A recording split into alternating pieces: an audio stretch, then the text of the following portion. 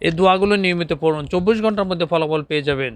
দোয়াগুলো হচ্ছে আল্লাহুম্মা ইন্নী আউযু বিকা মিন জাহাদিল বালাই ওয়া দরকি শাকাই ওয়া সুইল কানাই ওয়া শামাতাতিল আদাই, অর্থাৎ হে আল্লাহ, আমি আপনার কাছে আশ্রয় চাই দুর্ভাগ্য কষ্ট থেকে, দুঃখ দুর্দশা থেকে, অশুভ পরিণতি থেকে এবং শত্রুর আনন্দ থেকে।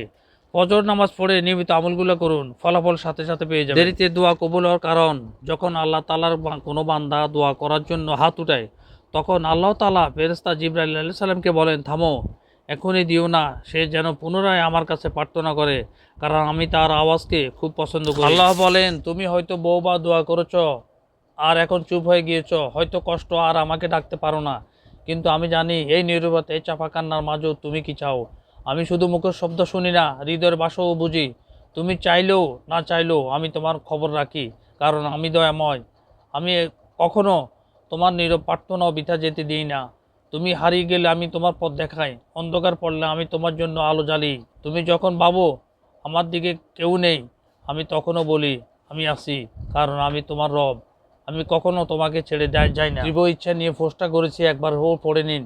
আল্লাহুম্মা ইন্নী আসআলুকা বিআন্না লাকাল হামদু ওয়া লাকা ইল্লা আনতাল মান্নান বাদিউস সামাওয়াতি ওয়াল আরদি ওয়া জাল জালালি ওয়াল ইকরাম ইয়া হাইয়্যু ইয়া কাইয়্যুম এবং দোয়া ইউনূস লা ইলাহা ইল্লা আনতা সুবহানাকা ইন্নী কুনতু মিনাজ জালিমিন পড়ে নেবেন 3 বার করে। পড়া শেষে আমিন লিখুন। আল্লাহর এই নামগুলো একবার হলো পাঠ করুন। ইয়া রহমানু ইয়া রাহিমু ইয়া মালিকু ইয়া কুদ্দুসু ইয়া সালামু ইয়া মুমিনু ইয়া মুহাইমিনু ইয়া আজিজু ইয়া জাব্বারু ইয়া মুতাকাব্বারু ইয়া খালুক ইয়া বারিউ ইয়া মুসাউফি ইয়া গাফফারু ইয়া কাহারু ইয়া ওয়াহাবু ইয়া রাজ্জাকু ইয়া ফাত্তাহু। পড়া শেষে আলহামদুলিল্লাহ লিখুন। রাসূল করিম সাল্লাল্লাহু আলাইহি সাল্লাম কসম দিয়ে বলেছেন, এই দোয়া পড়ে আল্লাহর কাছে যা চাইবেন তাও পাওয়া যাবে ইনশাআল্লাহ। দোয়াটি হলো আল্লাহুম্মা ইন্নী আসআলুকাল বিন আন্না লাকাল হামদু লা ইলাহা ইল্লা আনতাল মান্নান বাদিউস সামাওয়াতি ওয়াল আরদ ইয়া জাল জালালি ওয়াল ইকরাম ইয়া হাইয়্যু ইয়া কাইয়্যুম। আল্লাহর পরিকল্পনার রাস্তা, দুনিয়ার প্রতিটি খারাপ ঘটনার আড়ালেই থাকে একটি ভালো দিক, যা আমরা তাৎক্ষণিক বুঝতে পারি না। সূরা কাহাফ আমাদের শেখায়, অন্য সময় যা আমাদের কাছে খারাপ মনে হয় তার পিছনেও আল্লাহর গভীর হিকমা কাজ করে।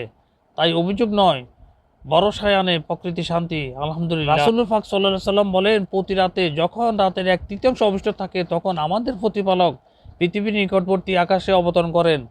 তখন তিনি বলেন, কে আছে আমার কাছে দোয়া করবে, আমি কবুল করব।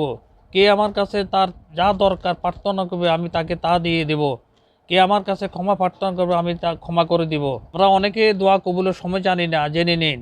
রাতের শেষ তৃতীয়াংশে, শেষ রাতের যে কোনো একটি সময়, আজান ও ইকামতের মধ্যবর্তী সময়, জুমার দিন যে কোনো একটি সময়, জমজমের পানি পান করার সময়, সিজদার সময়, রাতের বেলা ঘুম থেকে জেগে উঠলে, ফরজ সালাতের পরের সময়টাতে, কদরের রাতে, বৃষ্টি হওয়ার সময়, আজানের সময়, মুজলুম ও নির্যাতিত ব্যক্তি, মুসাফিরের দোয়া, সন্তানের জন্য পিতামাতার দোয়া, রোজাদার ব্যক্তির দোয়া। ভিডিওটি ভালো লাগলে অবশ্যই লাইক, কমেন্টস এবং শেয়ার করুন।